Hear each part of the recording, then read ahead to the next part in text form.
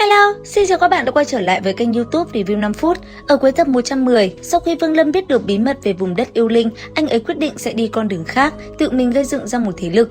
Thời gian qua đi, không lâu sau, Vương Lâm bây giờ đã ở trong hang động. Ngay sau đó, anh ấy rút trong túi trữ vật ra 2 cái ngọc giản, thần thức đảo qua, lập tức phía trên lưu lại một khẩu quyết. Bây giờ, Vương Lâm muốn truyền thụ lại cho mọi người mọi người trong bộ lạc này công pháp luyện hồn của Luyện Hồn Tông. Xong xuôi, Vương Lâm liền dùng thần thức đảo mắt ra bên ngoài thì lại thấy Âu Dương Hoa đang lên kế hoạch tiến công cốc khác, hòng đánh chiếm lãnh địa. Không chậm trễ, anh ấy liền truyền thần thức cho Âu Dương Hoa, nói với ông vài việc. Sau khi truyền âm thanh tới tai Âu Dương Hoa, Vương Lâm thu hồi thần thức. Không bao lâu thì Âu Dương Hoa vội vã chạy từ xa tới, tức thì Vương Lâm liền xuất hiện. Nhìn ông lão kia, Vương Lâm liền ném 2 tấm ngọc giản về phía Âu Dương Hoa rồi nói: tập trung tinh thần, trong đầu hãy tưởng tượng, xem xét ngọc giản, nếu tâm trí kiên định, tự nhiên sẽ nhìn thấu, nếu không được thì ngươi có thể thử lại vài lần.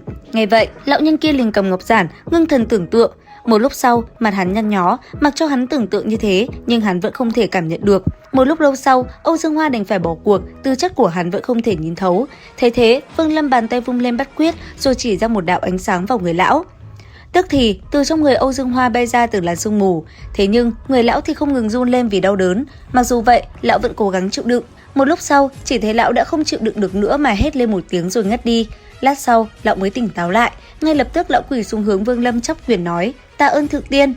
Ngươi thử nhìn xem, có thấy tận bên trong yêu giản không? Nghe vậy, lão liền làm theo rồi thử dùng thần thức đảo quan nhìn thử một lần. Khi thấy được thứ bên trong, thân mình Âu Dương Hoa run lên kích động nói: vạn bối thấy được rồi. Khẩu quyết này tên là luyện hồn, ngươi hãy chú ý nghe ta giảng giải một lần, ngươi học được sau này dạy lại cho cư dân trong cốc. Thượng tiên, ý ngài là muốn truyền thụ công pháp cho ta phải không?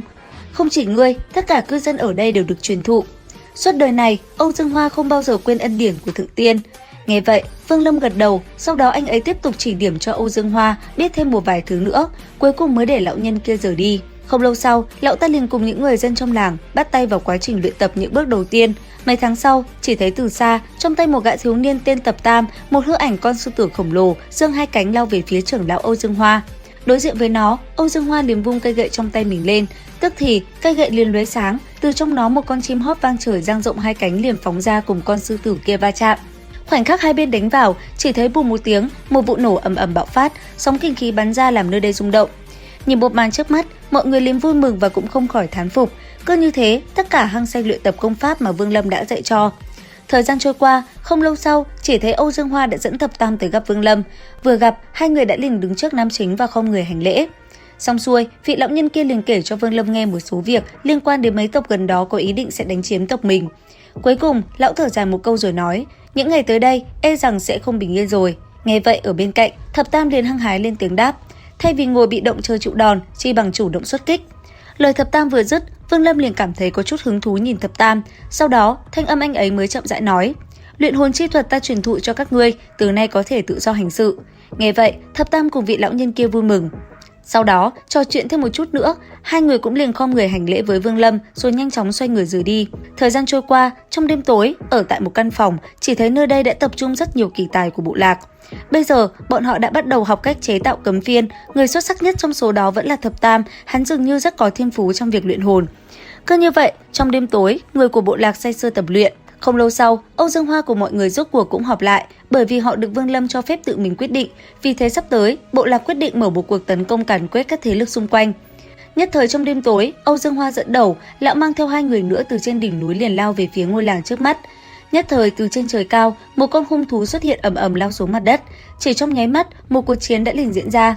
Cùng lúc đó, ở những nơi khác, Thập Tam cùng những người khác cũng tạo thành 3 cánh quân, mau chóng tấn công các tộc khác. Trong đêm tối, một cuộc chiến khốc liệt giữa 2 tộc diễn ra. Thế nhưng, khi bình minh ló dạng, chỉ thấy 3 cánh quân xuất phát, chỉ có một quay trở về.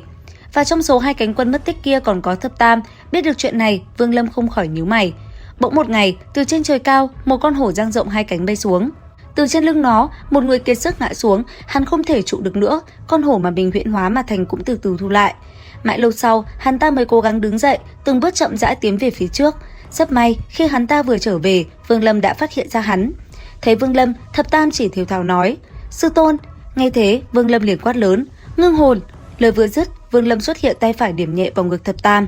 Lập tức, một tiếng kêu chói tai từ trong cơ thể Thập Tam vang lên, chớp mắt, Vương Lâm đã liền điểm lên người Thập Tam rất nhiều đạo cấm chế, giúp hắn bảo trì tính mạng.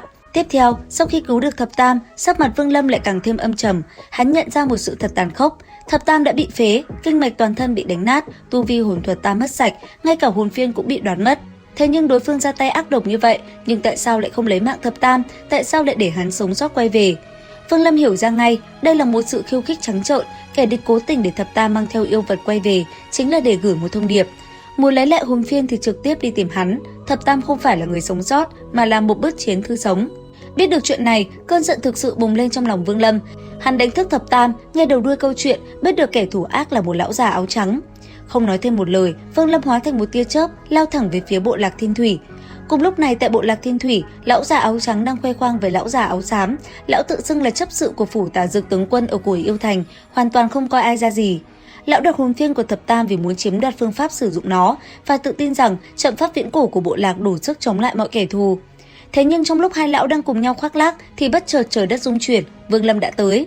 Hắn lơ lửng trên không, đạp nhẹ một cái, mặt đất trong phạm vi 10 dặm của bộ lạc lập tức sụp xuống. Nhưng ngay sau đó, một màn sáng màu xanh lam của trận pháp hiện lên, phục hồi tất cả. Vương Lâm tung ra tỉnh diệt chi, phá tan lớp phòng ngự bên ngoài. Lão già áo trắng thấy vậy liền lớn tiếng thách thức: "Ngươi có bản lĩnh thì phá trận mà vào." Vương Lâm lạnh lùng triệu hồi Khai Thiên Phủ. Cự phủ xuất hiện, mang theo những quả cầu sét, bổ từng nhát kinh thiên động địa xuống trận pháp. Nhưng trận pháp này quá kiên cố, nó còn có thể hấp thu một phần sức mạnh tấn công để củng cố phòng ngự. Thấy Vương Lâm không làm gì được mình, lão già áo trắng cười đắc ý: "Trận pháp nơi đây, sao có thể là người nói phá là phá? Ta khuyên ngươi ngay lập tức, chờ đứng ở đây mất thể diện." Vương Lâm nhếch mép khinh miệt: "Thật không?" Dứt lời, hắn điều khiển Khai Thiên Phủ, bay vòng quanh khu vực được trận pháp bảo vệ và dùng nó để đào một đường rãnh khổng lồ, sâu hun hút, bao quanh toàn bộ vùng đất 10 dặm. Khi đường rãnh hoàn thành, Vương Lâm hít một hơi thật sâu, hai tay chộp vào hư không, gân xanh nổi cuồn cuộn, gầm lên một tiếng long trời lở đất: "Lên cho ta!"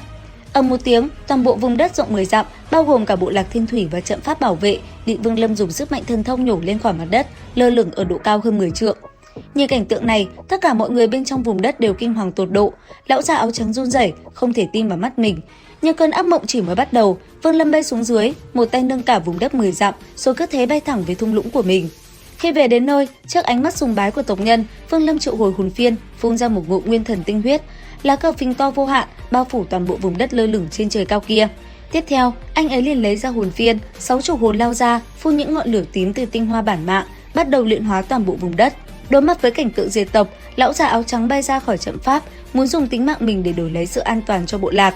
Đáng tiếc, Vương Lâm chỉ lạnh lùng nhìn hắn quát: "Ngươi không đủ tư cách." Dứt lời, Vương Lâm chỉ chộp tay một cái, lão già áo trắng bị hút tới, không chút phản kháng. Một tiếng rắc vang lên, lão già tử nạn, thân xác bị hồn phách thiêu thành tro, nguyên thần bị bắt vào hồn phiên. Đến đây, sau khi kẻ chủ mưu bị diệt, bộ Lạc Thiên Thủy hoàn toàn quy hàng, Vương Lâm sắp nhập họ vào tộc của mình. Đến đây, vị lão nhân Âu Dương Hoa liền nhìn Vương Lâm cung kính nói: "Xin Thượng Tiên ban cho bộ lạc một cái tên mới để được tái sinh." Đáp lại, Vương Lâm liền xoay người nhìn về vùng đất lơ lửng giữa trời cao kia, rồi lạnh lùng nói: "Bộ lạc sẽ mang tên Luyện Hồn." Đến đây thì hết tập 111 tiên nghịch, liệu rằng tập 112 sẽ còn gì hấp dẫn? Theo dõi kênh để biết thêm chi tiết các bạn nhé. Xin chào và hẹn gặp lại!